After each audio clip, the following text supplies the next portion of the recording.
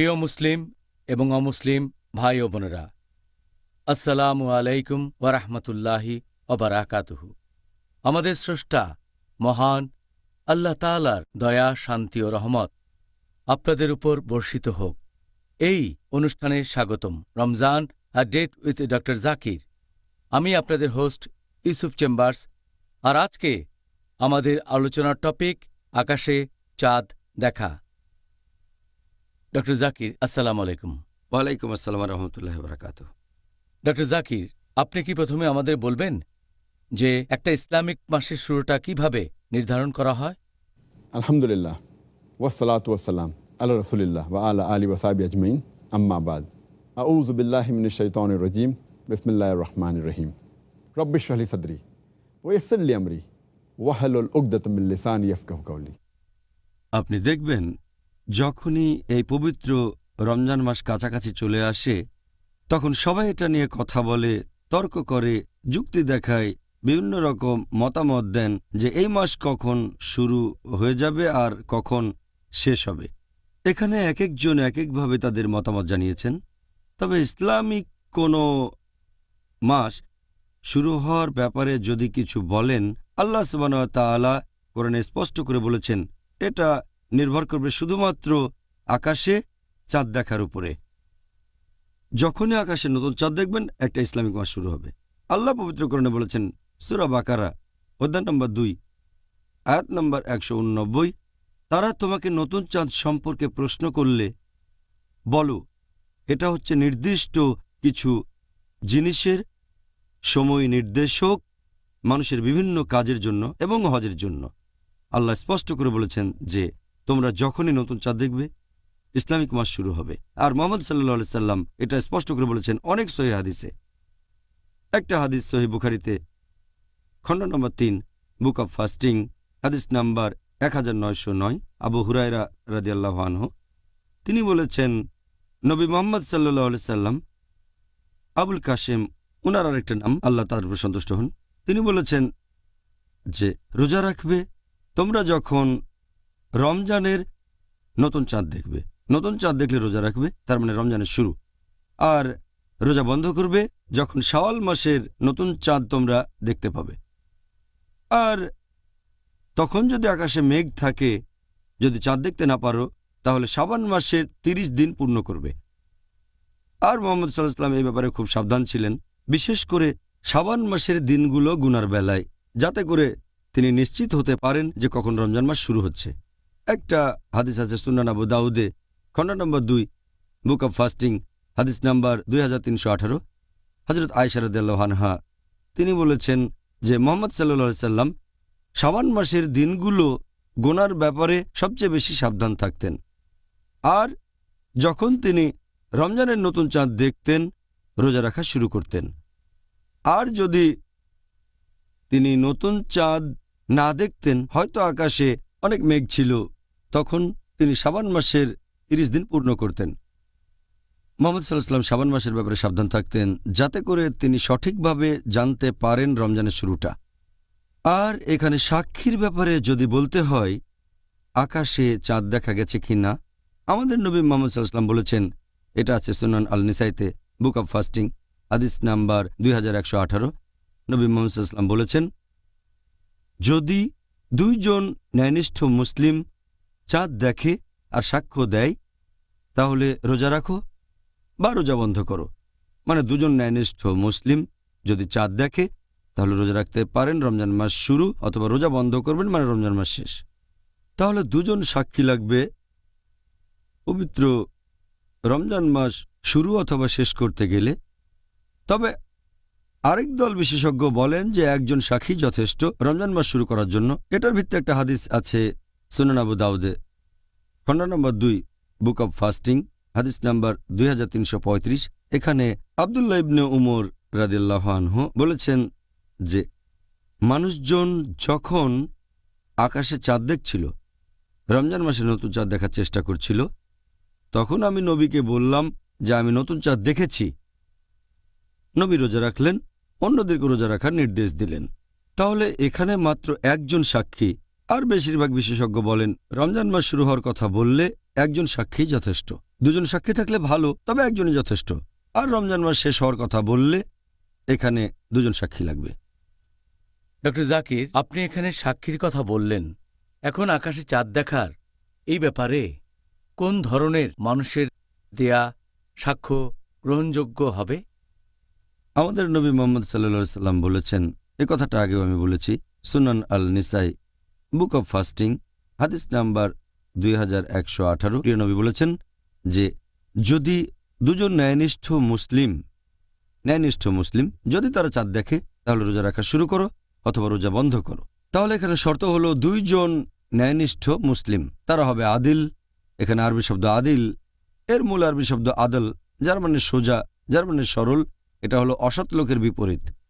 আর আদিল হবে সেই লোক যে সবগুলো আবশ্যিক দায়িত্ব পালন করে, ফরজ পালন করে, আর সে কোনো গুরুতর পাপ করে না, সে ছোটখাটো পাপ থেকেও নিজেকে বিরত রাখে, সবগুলো আবশ্যিক দায়িত্ব পালন করে। এর মধ্যে আছে রোজা রাখা, নামাজ পড়া, জাকাত দেয়া ইত্যাদি ইত্যাদি। আর গুরুতর কোনো পাপ সে করে না। আগে একটা পর্বে গুরুতর পাপ নিয়ে বলেছি আমি, কুৎসা রটায় না বা পেছন থেকে নিন্দা করে না ইত্যাদি। তাকে ভালো চরিত্রের লোক হতে হবে আর দৃষ্টিশক্তিও ভালো থাকবে। আদিল হওয়া এখানে আবশ্যিক। এখানে তাকে আদিল হওয়ার পাশাপাশি দৃষ্টিশক্তিও তার ভালো থাকতে হবে, কারণ ভালো দৃষ্টি থাকলে তো সে চাঁদ দেখতে পারবে। দৃষ্টিশক্তি ভালো না হলে শুধু আদিল হয়ে কোনো লাভ নেই, কারণ সে দেখতে পাবে না। সেজন্য আদিল হওয়ার পাশাপাশি ভালো দৃষ্টিশক্তিও থাকতে হবে। তারা কেমন হবে এটা আল্লাহ সুবহানাহু ওয়া তাআলা বলেছেন পবিত্র কোরআনে, সেই লোক হবে শক্তিশালী আর সেই সাথে বিশ্বস্ত। আল্লাহ পবিত্র কোরআনে বলেছেন সূরা কাসাস অধ্যায় নম্বর 28 আয়াত নম্বর 26, সেই ধরনের যে মানুষ তারা হবে খুব শক্তিশালী মানুষ আর হবে বিশ্বস্ত। আল্লাহ বলেছেন সূরা কাসাস অধ্যায় নম্বর 28 আয়াত নম্বর 26। এখানে মুসা আলাইসাল্লামের সময়ের ঘটনার কথা বলা হচ্ছে, যখন শুআইব আলাইসাল্লামকে তার এক মেয়ে বলেছিল মুসা আলাইসাল্লামকে কাজে নিয়োগ দেওয়ার জন্য, হে আমার পিতা, একে তুমি মজুর হিসেবে নিযুক্ত করতে পারো, মানে মুসা আলাইসাল্লামকে নিয়োগ করা, কারণ তোমার মজুর হিসেবে ভালো হবে সেই লোক যে শক্তিশালী এবং বিশ্বস্ত। তাহলে শক্তি আর বিশ্বাসযোগ্যতা এই দুটো বৈশিষ্ট্য অবশ্যই থাকতে হবে। আর একই ধরনের কথা বলছে সূরা নামল অধ্যায় নম্বর 27 আয়াত নম্বর 39। সেখানে ইফরিত একজন জিন, তাকে যখন রানী সেবার সিংহাসন নিয়ে আসতে বলা হলো, সে তখন বলল যে অবশ্যই আমি তো এ ব্যাপারে ক্ষমতাবান, আর আমাকে বিশ্বাস করতে পারেন। যখনই তাকে এই দায়িত্ব দেওয়া হলো সে বলল তার সামর্থ্য আছে আর তাকে বিশ্বাস করা যায়। এখানে বিশ্বাসযোগ্যতা আর শক্তি এই দুটোই থাকলেই হবে। তাহলে সাক্ষীকে হতে হবে আদিল, সে হবে বিশ্বস্ত, এটাই গুরুত্বপূর্ণ। আচ্ছা, উত্তরের জন্য ধন্যবাদ ডক্টর জাকির। আকাশে চাঁদ দেখার উপরেই আরেকটা প্রশ্ন করতে চাই। আকাশে চাঁদ দেখার ব্যাপারে জ্যোতির্বিদ্যার বিভিন্ন এভিডেন্স ব্যবহার করা, এটার কি অনুমতি আছে? কারণ এটা তো মানুষের চোখে দেখার চাইতে আরও অনেক বেশি নিখুঁত হবে।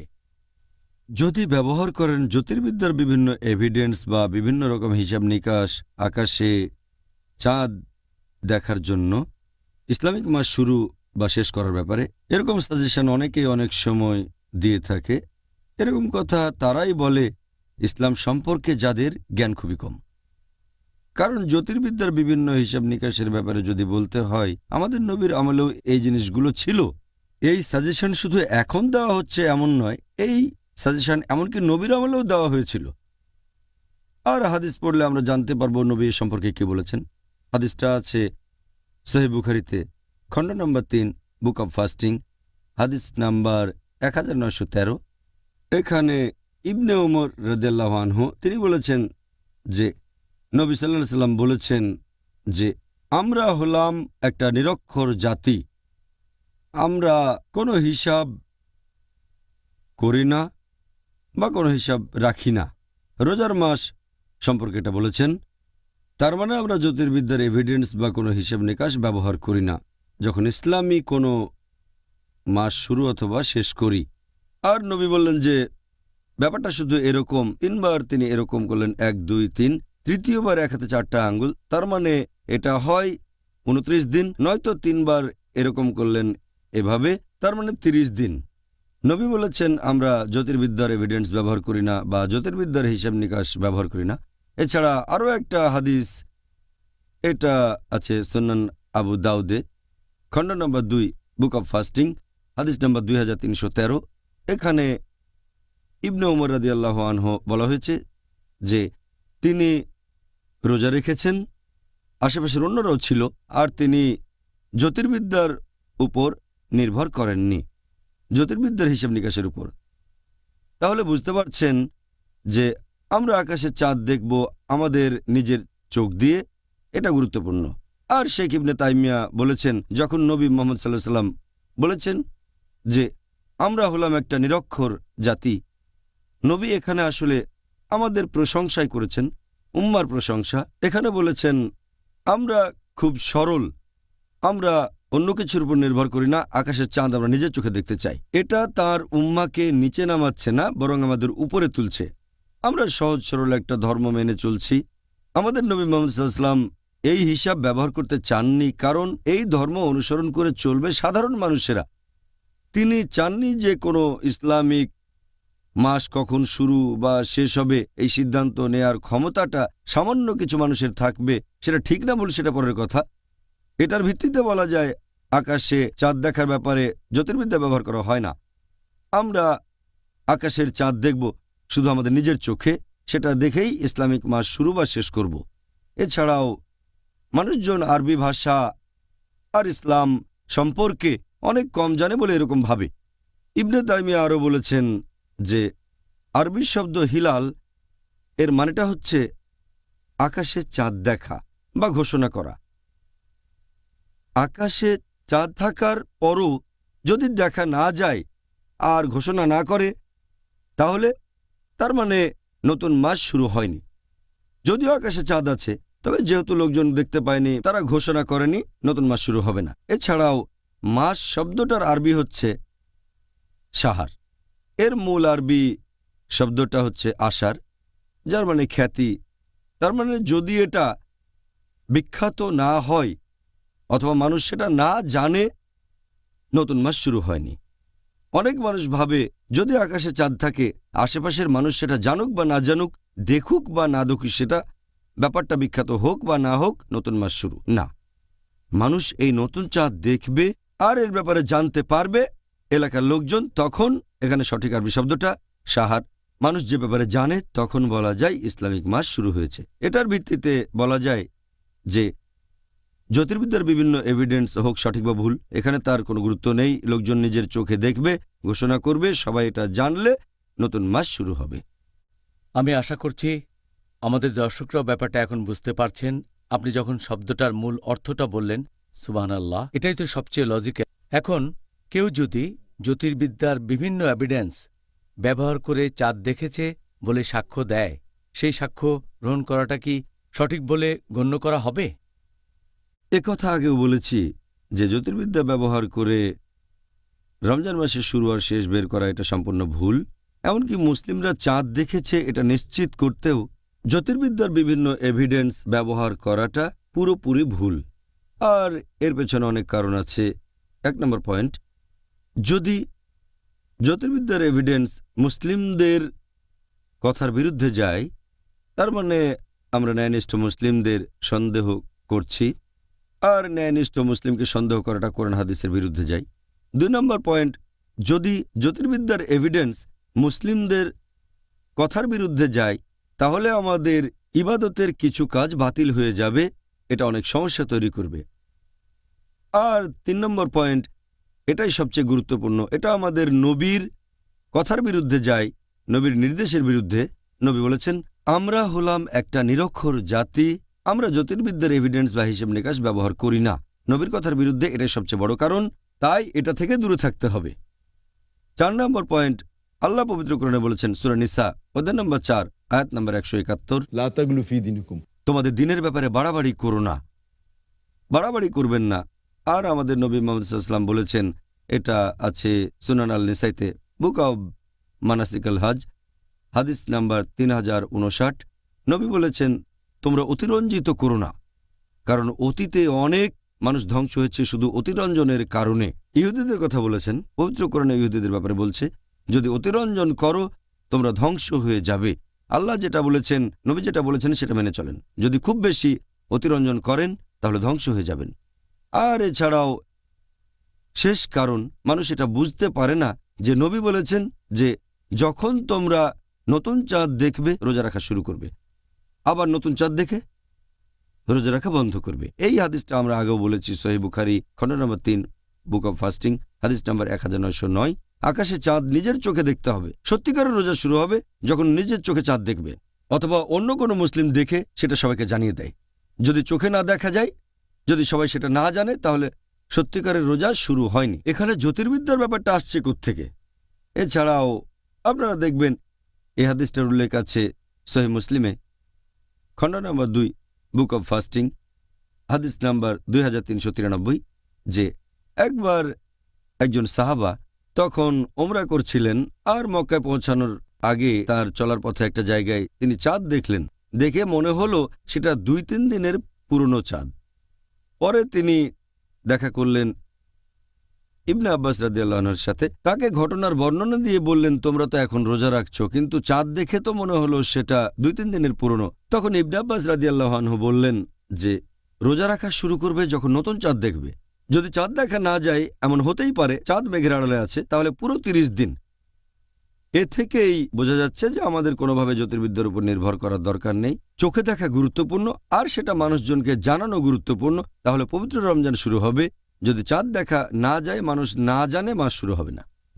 আপনি আবারও সেই আগের কথাটাই বললেন যে এখানে আসল ব্যাপারটা হলো আমরা নিজেরাই সেটা চোখে দেখব। তবে এই ব্যাপারে শেষ আরেকটা প্রশ্ন, এই যন্ত্রপাতি ব্যবহারের প্রসঙ্গে, যে টেলিস্কোপ ব্যবহার করে নতুন চাঁদ দেখার কি অনুমতি আছে?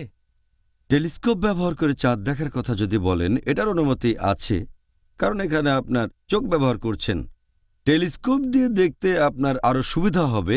মনে হবে তারাগুলো অনেক কাছে, মনে হবে কাছে, আসলে অনেক দূরে। চাঁদ দূরে থাকে, কাছে চলে আসে না, তবে মনে হবে এটা কাছে, আপনি সহজে দেখতে পাবেন। তাহলে টেলিস্কোপ ব্যবহারের অনুমতি আছে। এটা ইসলামিক শরিয়ার বিরুদ্ধে যায় না, নবীর কথার বিরুদ্ধে যায় না। কিছু মানুষ অবশ্য এটাতে আপত্তি করে। তারা এটা বুঝতে পারে না যে টেলিস্কোপ দিয়ে দেখার ব্যাপারে আপত্তি করলে চশমার বিরুদ্ধে আপত্তি করতে হবে। কারণ অনেক মানুষই চশমা পরে, যেমন আমি এখানে চশমা পরে আছি। এটা আসলে একটা কাঁচ, আমার চোখে অ্যাডজাস্ট করেছে, তাই আমি পরিষ্কার দেখতে পাচ্ছি।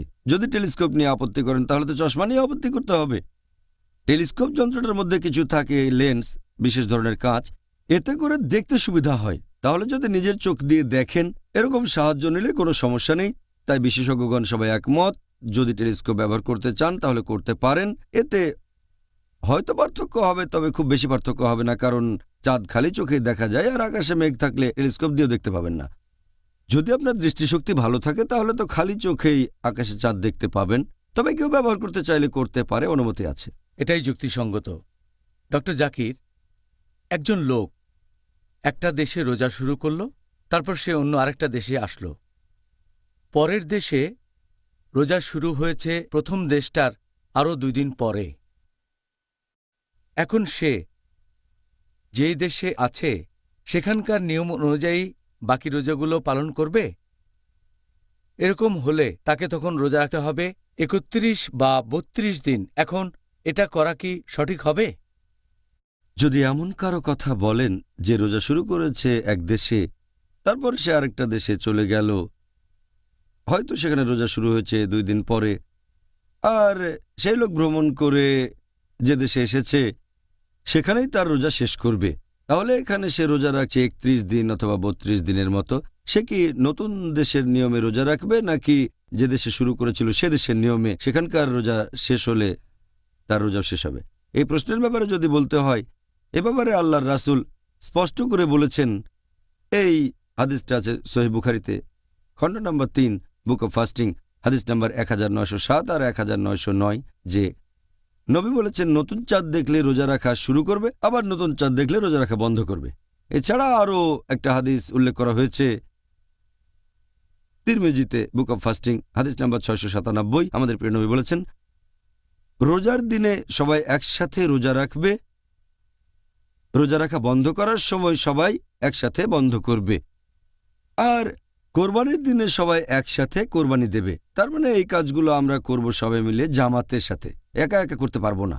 এখন এই লোক এক দেশ থেকে ভ্রমণ করে গেছে আরেকটা দেশে, সেই লোক তখন ওই দেশের নিয়মকানুন রীতিনীতি মেনে চলবে যে দেশে সে অবস্থান করছে। যদি এমন দেশে থাকে যেখানে লোকজন আগে থেকে রোজা রাখছে, তাহলে তাকেও রাখতে হবে আগে থেকেই।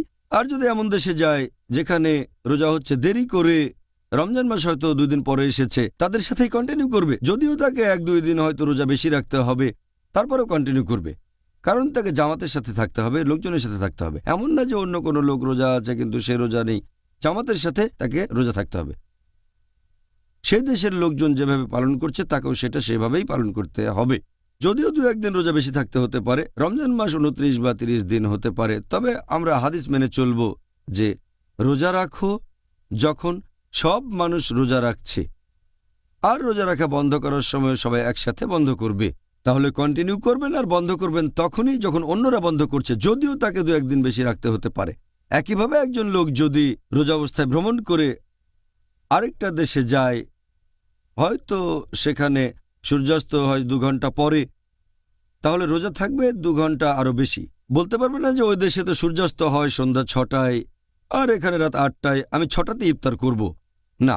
একইভাবে চাঁদ দেখার ব্যাপার হলে তাকে 2 দিন বেশি রাখতে হবে। আর যদি এর উল্টোটা হয়, কেউ রোজা রাখা শুরু করে, কেউ রমজান মাসের শুরুটা করে এক দেশে আর সেখান থেকে অন্য দেশে যায় যেখানে তার আরো 2 দিন আগে থেকেই রমজান মাস শুরু হয়ে গেছে, অথবা প্রথম দেশটার 1 দিন আগে শুরু হয়েছে, এ ধরনের ক্ষেত্রেও তাকে এলাকার লোকজনের সাথেই রোজা পালন করতে হবে। যদিও এখানে সে 1 দিন কম রোজা রাখছে, হতে পারে সে রাখছে 28 দিন রোজা, তবে এই ক্ষেত্রে যেহেতু একটা আরবি মাসে 28 দিন হতে পারে না, সেই দেশের লোকজনের সাথে সে ঈদ পালন করবে। এরপরে কোনো এক সময় সে মিস করা রোজাটা রাখবে, কারণ রমজান মাস কখনো 28 দিনে হয় না। যদি দুটো দেশেই যেখানে রোজা শুরু হয়েছে আর শেষ করেছে 2 দেশে 30টা রোজা হয়, আর সে রোজা থাকলো 28টা, তাহলে 2 দিন রোজা থাকতে হবে। কিন্তু যদি প্রথম দেশটাতে 29টা রোজা হয় অথবা পরের দেশটাতে 29টা রোজা হয়, তাহলে সে পরে একটা রোজা রাখতে পারে। একটা রোজা রাখলেও চলবে, তবে তাকে 29 বা 30টা রোজা থাকতে হবে, প্রথম দেশ আর পরের দেশের উপর নির্ভর করে। বেশি পুরস্কার পেতে চাইলে যাবেন পূব দিকের দেশগুলোতে। ডক্টর জাকির, আপনি কি এই ব্যাপারটা নিয়ে কিছু বলবেন যে ব্যাপারটা এরকম কেন পৃথিবী জুড়ে মুসলিমরা সবাই একসাথে রমজান শুরু করে না, উদযাপন করে না ঈদুল ফিতর বা ঈদুল আজহা? পুরো পৃথিবী জুড়ে মুসলিমরা সবাই একসাথে রমজান মাস শুরু করছে, রমজান মাস শেষ করছে আর ঈদ উদযাপন করছে। এটা নিয়ে বিশেষজ্ঞগণের মতভেদ আছে। এখানে একদল বিশেষজ্ঞ বলেন যে পৃথিবী জুড়ে মুসলিমদের উচিত মক্কার সময়টা মেনে চলা। মক্কায় যেদিন রমজান শুরু সেদিন পৃথিবীর অন্যান্য দেশেও রমজান শুরু হয়ে যাবে। মক্কায় শেষ হলে পৃথিবীর অন্য দেশগুলোতেও রমজান শেষ হয়ে যাবে। আর মক্কায় যেদিন ঈদ সেদিন সব মুসলিম ঈদ উদযাপন করবে। এরকম মতামত দিয়েছেন শেখ বিন বাজ। একজন লোক তাকে প্রশ্ন করল, তিনি একজন সৌদি, তখন স্পেনে ছিলেন। সে লোক বলল, আমি রোজা রাখা শুরু করেছি মক্কার ক্যালেন্ডার দেখে। মক্কার রোজা শুরু হলে আমিও রোজা রাখা শুরু করেছি, রোজা শেষ করেছি মক্কার সময় অনুযায়ী, ঈদ উদযাপনও করেছি মক্কার সাথে। এটা কি সঠিক? শেখ বিন বাজ বলেন, হ্যাঁ, কোনো সমস্যা নেই, কারণ মক্কা একটা পবিত্র শহর। তবে আরেক দল বিশেষজ্ঞ এটাতে আপত্তি জানিয়ে বলেন যে রোজা শুরু হবে সেই এলাকার সময় অনুযায়ী। বিভিন্ন টাইম জোন আছে। আল্লাহ পবিত্রকরণে বলেছেন সূরা বাকারা অধ্যায় নম্বর 2 আয়াত নম্বর 185 যে যদি তোমরা নতুন চাঁদ দেখো, যারা আকাশে নতুন চাঁদ দেখবে নতুন চাঁদের সাক্ষী থাকবে, আর যারা বাসায় থাকবে এই মাসে তারা রোজা রাখবে। আর আমাদের প্রিয় নবী মুহাম্মদ সাল্লাল্লাহু আলাইহি ওয়াসাল্লাম বলেছেন, আছে সহিহ বুখারীতে খণ্ড নম্বর 3 বুক অব ফাস্টিং হাদিস নম্বর 1907 ও 1909। নবী বলেছেন যে যখন তোমরা রমজানের নতুন চাঁদ দেখবে রোজা রাখা শুরু করবে, আর যখন শাওয়ালের নতুন চাঁদ দেখবে রোজা বন্ধ করে দেবে। এটার ভিত্তিতে বলা যায় এলাকার লোকজনকে নতুন চাঁদ দেখতে হবে, আর সেই এলাকা হতে পারে একটা শহর অথবা পুরো একটা দেশ অথবা বেশ কয়েকটা দেশ একসাথে, এটাই সঠিক নিয়ম।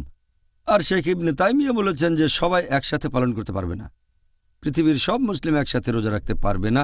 তিনি আরও বলেছেন এমনকি বৈজ্ঞানিক এভিডেন্স অনুযায়ী অথবা জ্যোতির্বিদ্যার এভিডেন্স অনুযায়ী এটা সম্ভব না যে পৃথিবীর সব মুসলিম একসাথে রোজা পালন করবে, কারণ পৃথিবীর সব জায়গায় একসাথে চাঁদ দেখা যায় না, সময়ের পার্থক্য থাকবেই।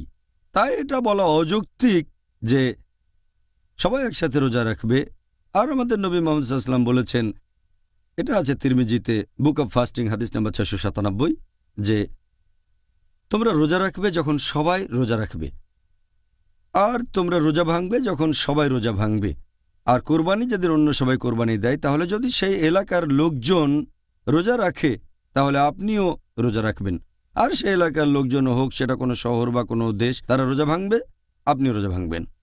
কারণ আপনি দেখবেন যে সূর্যাস্ত বা সূর্যোদয়ের সময়টা নিয়ে কিন্তু কোনো রকম মতভেদ নেই। একটা দিন কখন শুরু হচ্ছে আর দিনের শুরুটা কখন, এটা নিয়ে কোনো রকম মতভেদ নেই। পবিত্র কোরআনে বলা হয়েছে সূরা বাকারা অধ্যায় নম্বর 2 আয়াত নম্বর 187, বলা হয়েছে যে তোমরা পানাহার করো যতক্ষণ না সকালের সাদা রেখা স্পষ্ট হয় রাতের কালো রেখা থেকে, আর রোজা থাকো রাত না হওয়া পর্যন্ত, সূর্যাস্ত পর্যন্ত। আর দেখা যায় পৃথিবীর পূর্বাংশের দেশগুলোতে আগে সূর্যাস্ত হয়। তার মানে এই না যে মালয়েশিয়াতে আগে সূর্য ডুবলে বোম্বেতেও আমি আগে ইফতার করব। মক্কায় তো সূর্যাস্ত আরও পরে হয়। অথবা ধরেন পশ্চিমা দেশগুলোতে সূর্যাস্ত হয় আরও অনেক পরে, আমি কি তখন রোজা ভাঙব? এ ব্যাপারে সবাই একমত পুরো পৃথিবী জুড়ে যে সূর্যোদয় আর সূর্যাস্তের সময় ঠিক হবে স্থানীয় সময় অনুযায়ী। আপনার এলাকায় সূর্যাস্ত হলে তখন আপনি ইফতার করতে পারেন, আপনার এলাকায় ভোর হলে খাওয়া বন্ধ করবেন আর রোজা রাখবেন, এটা নিয়ে কোনো মতভেদ নেই। সূর্যের হিসেবটা যেভাবে হচ্ছে চাঁদের হিসেবটা সেভাবে হবে। চিন্তা করেন, যদি আমরা ঈদ উদযাপন করি, যদি শাওয়ালের নতুন চাঁদ দেখা যায় মক্কায়, সেখানে ঈদ উদযাপন করলাম, হয়তো এটা আমেরিকায় পশ্চিমা দেশগুলোতে চাঁদ দেখা গেছে একদিন আগে, তাহলে ঈদ উদযাপন করতে হবে একদিন আগে। আর পাকিস্তান বা ইন্ডিয়ায় নতুন চাঁদ দেখা যাবে 2-1 দিন পরে, তাহলে কি তারা ঈদুল ফিতর উদযাপন করবে রোজা অবস্থায় এই পবিত্র রমজান মাসে? আর চিন্তা করেন, যদি তারা মক্কার সময়টা মেনে চলে তাহলে তাদের রোজা রাখতে হবে এমনকি ঈদের দিনও। আমেরিকায় শাওয়ালের নতুন চাঁদ হয়তো দেখা যায় একদিন আগে, তার মানে আপনি রোজা থাকছেন ঈদের দিনে, আর এটা হারাম। নবী বলেছেন ঈদের দিনে তোমরা রোজা পালন করবে না। তাহলে বুঝতে পারছেন সূর্যের সময়টা যেভাবে হিসেব করি চাঁদের হিসেবও সেভাবেই করব, তা না হলে অনেক সমস্যা হবে। প্র্যাকটিক্যালি এটা সম্ভবও না। আর অনেক মানুষ এরকম বলে থাকে যে এটা কিভাবে সম্ভব, মুসলিমরা এক এক জায়গায় এক এক দিনে ঈদ পালন করে থাকে। এটাই স্বাভাবিক। দেখবেন যে সূর্য এক এক সময় এক এক অবস্থানে থাকে। এক দেশে সকাল হয়তো বা এখন ভারতে দিন আর আমেরিকাতে রাত।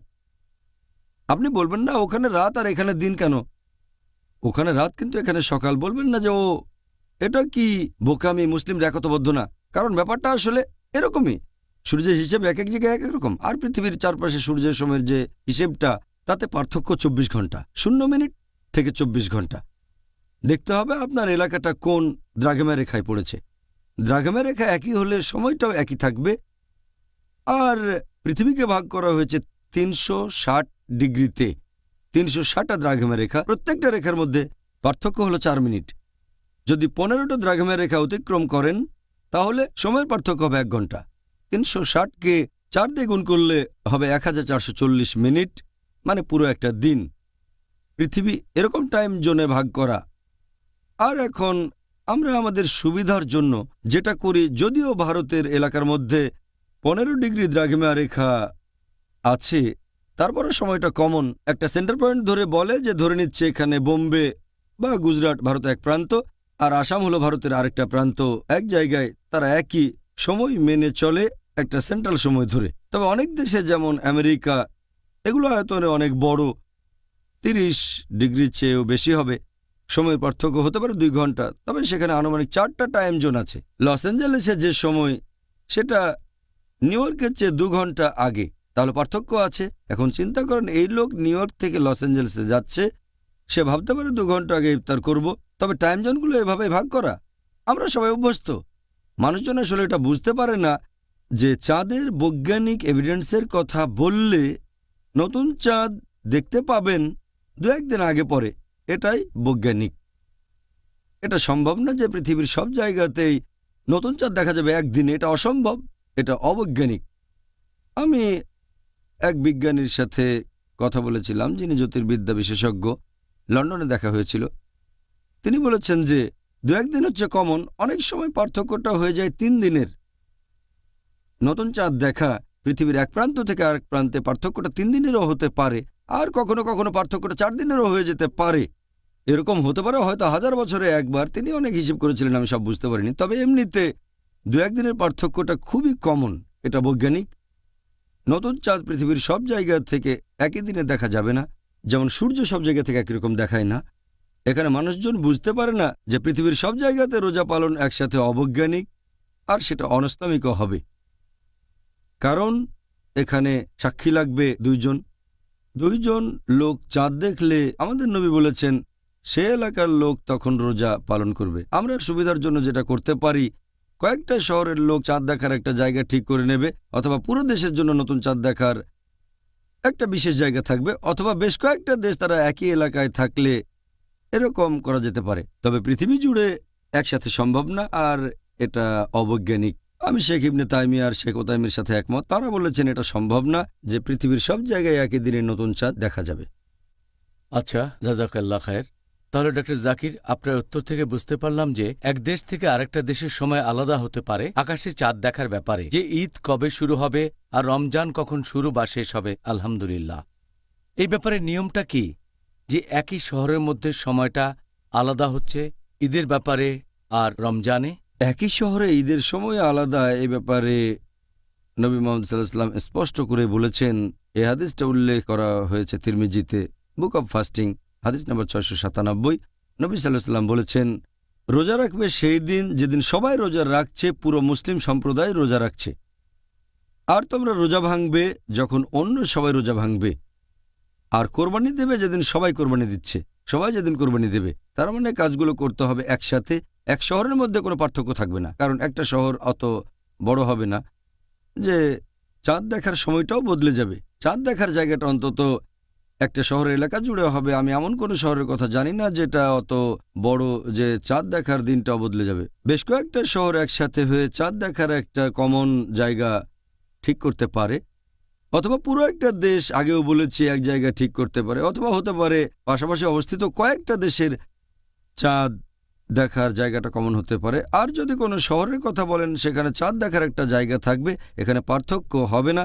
যেমন একজন রমজান মাস শুরু করলো আগে, আরেকজন শুরু করলো পরে, এটার অনুমতি নেই। সবাই একসাথে রোজা রাখা শুরু করবে, একসাথে শেষ করবে, আর ঈদ উদযাপন করবে। জাজাকাল্লাহ খায়ের। আপনি যুক্তির সাথে একেবারে সরাসরি বললেন, এটা রকেট সায়েন্স না। ডক্টর জাকির, এরকম কিছু অমুসলিম আছে যারা বলে, আমার সাথেও কয়েকজনের কথা হয়েছে, যে তারা দ্বিধাদ্বন্দ্বে পড়ে যায় আর বলে এটা আবার কোন টাইপের ধর্ম যেখানে মাত্র একটা শহরের মানুষের জন্যই তারা একতাবদ্ধ নয়, যখন তারা তাদের এই উৎসবের দিন অর্থাৎ ঈদ উদযাপন করছে, মাসে শুরু আর শেষটাও আলাদা। আপনাকে আমি অনুরোধ করব এই ব্যাপারটা নিয়ে কিছু বলার জন্য। আপনার কথা মানছি যে অনেক সময় আমরা মুসলিমরা নিজেদেরকে হাসির পাত্র করে তুলি। লোকে ভাবে ইসলাম আবার কোন ধরনের ধর্ম, এখানে তো মানুষ একতাবদ্ধ না, কারণ একই শহরে ঈদের দিন দুটো হচ্ছে, আবার কখনো 3 দিন, 3টা আলাদা দিনে ঈদ। আজ, আগামীকাল, আগামী পরশু, 3টা আলাদা ঈদের দিন। তারা ভাবে এটা কোন ধরনের ধর্ম। আর এ ব্যাপারে আগের 2টা প্রশ্নের উত্তরে বলেছি যে ইসলাম ধর্ম এ ব্যাপারে পরিষ্কার, কোনো মতভেদ নেই। তবে এখানে দায় আমাদের মুসলিমদের, ইসলামের না। দোষ আমাদের মুসলিমদের। নবী মুহাম্মদ সাল্লাল্লাহু আলাইহি ওয়াসাল্লাম পরিষ্কার বলেছেন আমরা একতাবদ্ধ থাকব। কোরআন পরিষ্কার করে বলেছে আমরা যে একতাবদ্ধ হয়ে থাকতে পারছি না, দোষটা আমাদের। সমস্যাটা ইসলাম ধর্মের না, সমস্যাটা আসলে আমাদের, মানে মুসলিমদের। সমস্যা হচ্ছে যে আমাদের অনেক হিলাল কমিটি আছে, অনেক।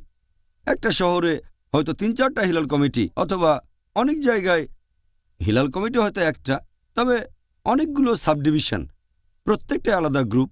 সমস্যাটা আসলে আমাদের মুসলিমদের আমাদের অনেকগুলো হিলাল কমিটি, প্রত্যেকটা আলাদা সব গ্রুপের, প্রত্যেকটা গ্রুপ একে অন্যের সাথে লড়াই করে চলছে, বা একটা হিলাল কমিটির সাব ডিভিশন, এতে করে তাদের মধ্যে প্রতিযোগিতা শুরু হয়ে যায়।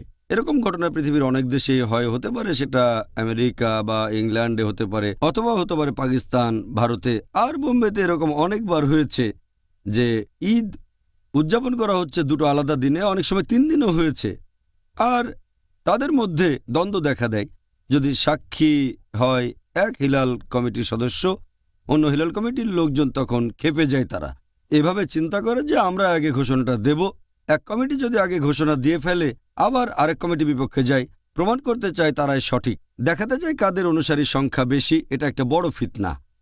শুধুমাত্র তাদের মানসিকতার কারণেই মুসলিম উম্মাহ এই সমস্যায় পড়ে। আমরা মুসলিমরা এই কারণে ঝামেলার মধ্যে পড়ছি, সঠিকভাবে আমরা ধর্ম পালন করতে পারছি না এই দলগুলোর কারণে। তাহলে প্রধান সমস্যা এই হিলাল কমিটিগুলো আর তাদের মধ্যেকার এই সংঘাত। এরকম ঘটনা পৃথিবীর বিভিন্ন দেশে কয়েকবার হয়েছে যে ইচ্ছে করে আলাদা একটা গ্রুপ এক কথা বললে আরেকটা গ্রুপ ইচ্ছে করে আরেকটা কথা বলবে।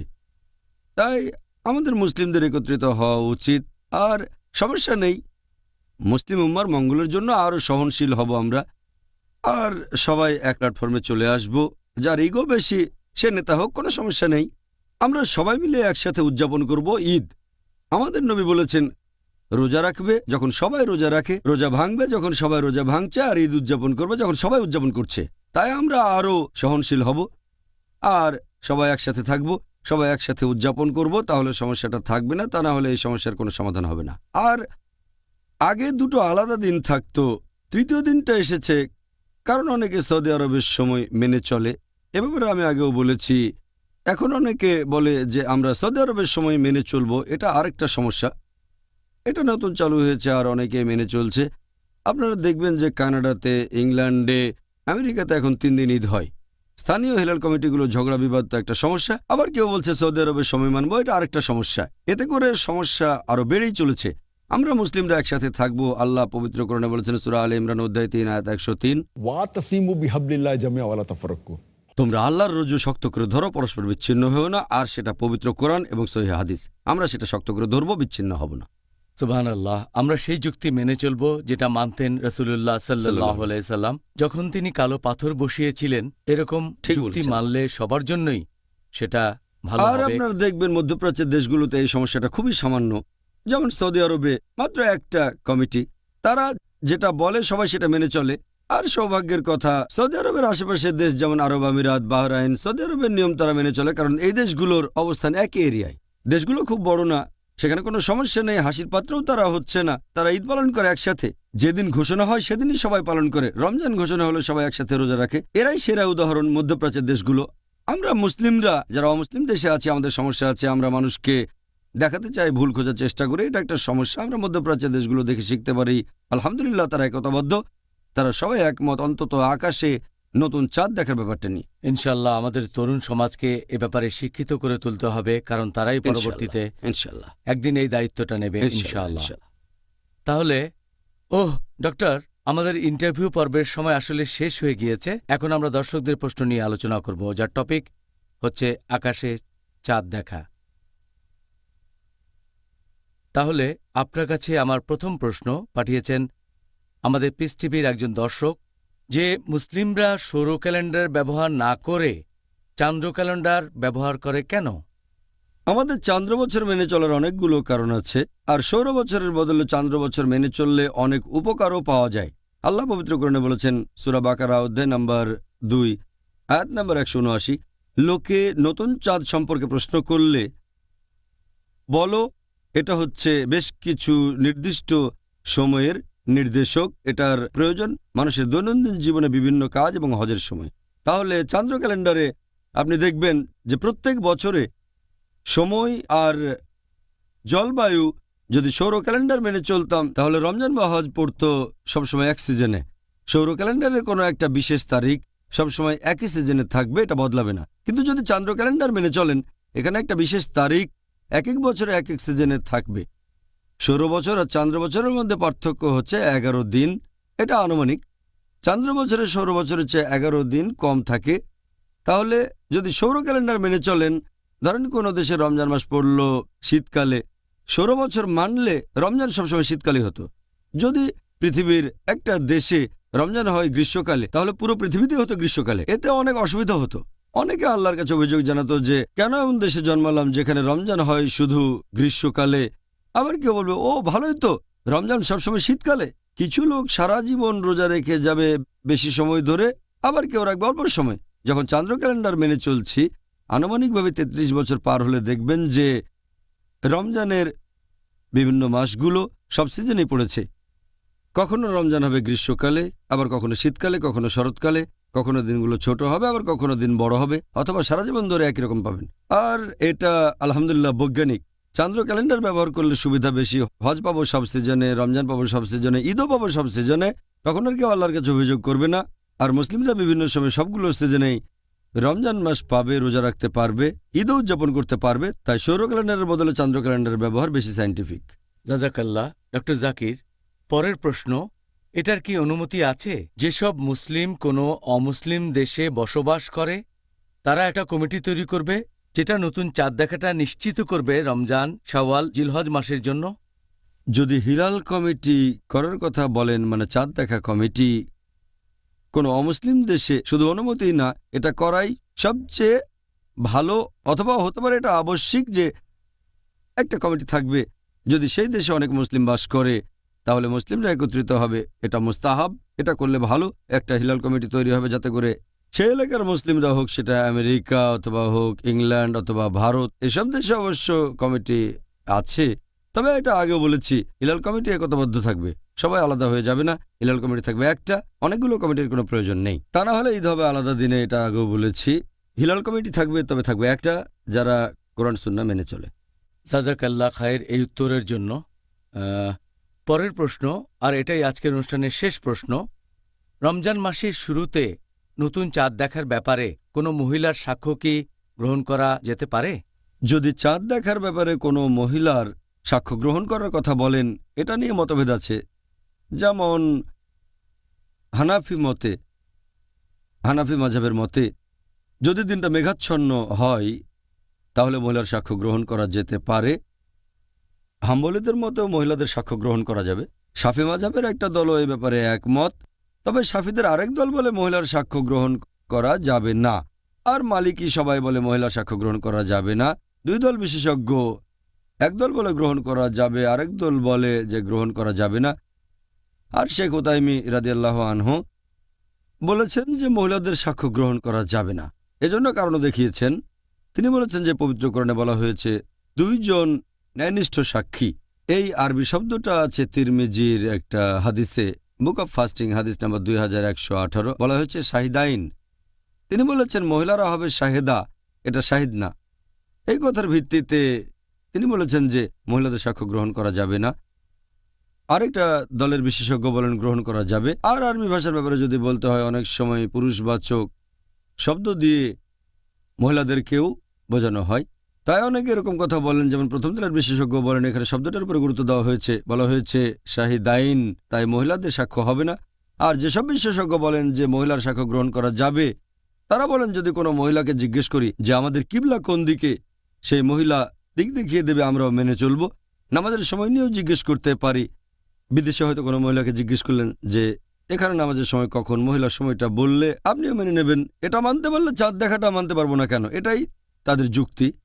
তারা আরও যুক্তি দেখায় যে অনেকগুলো হাদিসের বর্ণনা দিয়েছেন, কেবলমাত্র একজন, আমরাও সেটা মেনে চলি। আর হযরত আয়েশা রাদিয়াল্লাহু আনহা, আমাদের নবীর স্ত্রী, তিনি একাই সব মিলিয়ে 2220টা হাদিসের বর্ণনা দিয়েছেন। যখন শুধুমাত্র তার সাক্ষ্য গৃহীত হচ্ছে, এই যে চাঁদ দেখার হাদিসটা, এটাও বর্ণনা করেছেন আয়েশা রাদিয়াল্লাহু আনহা। যখন তার একার বর্ণনা মেনে নিচ্ছেন, তাহলে চাঁদ দেখার বেলায় সাক্ষ্যটা মানছেন না কেন? এই যুক্তিটা বেশ জোরালো। যখন আমরা আয়েশা রাদিয়াল্লাহু আনহার এতগুলো হাদিস মেনে নিচ্ছি, চাঁদ দেখার হাদিসটাও তিনি বর্ণনা করেছেন, আমরা হাদিসটা মানছি, তাহলে চাঁদ দেখার ব্যাপারে একজন মহিলার সাক্ষ্য গ্রহণ করতে পারবো না কেন? যে বিশেষজ্ঞগণ বলেছেন মহিলাদের সাক্ষ্য গ্রহণ করা যায়, তাদের মতটাই বেশি মানুষের কাছে গ্রহণযোগ্য, যদিও এটা নিয়ে বিশেষজ্ঞগণের মধ্যে মতভেদ আছে। জাজাকাল্লাহ খায়ের, আপনার এই সুন্দরভাবে বলা উত্তরগুলোর জন্য ডক্টর জাকির নায়েক। এই ব্যাপারটা নিয়ে আমাদের মুসলিমদের ভেতরে মতভেদ আছে। আমি দোয়া করছি আল্লাহ সুবহানাহু ওয়া তাআলা যেন আমাদের সাহায্য করেন, তিনি যেন আমাদের মতভেদগুলো আরও কমিয়ে দেন, যাতে করে একই শহরের মুসলিমরা তারা যেন সবাই ঈদ উদযাপন করে একসাথে। তাহলে আমরাও আর অমুসলিমদের কাছে হাসির পাত্র হব না ইনশাআল্লাহ। জাযাকাল্লাহ খায়ের। ভাই ও বোনেরা, তাহলে আবার দেখা হবে আগামীকাল একই সময়ে। আর সেদিন আমাদের আলোচনার টপিক যাকাতুল ফিতরা। দেখা হবে। আসসালামু আলাইকুম ওয়া রাহমাতুল্লাহি ওয়া বারাকাতুহু।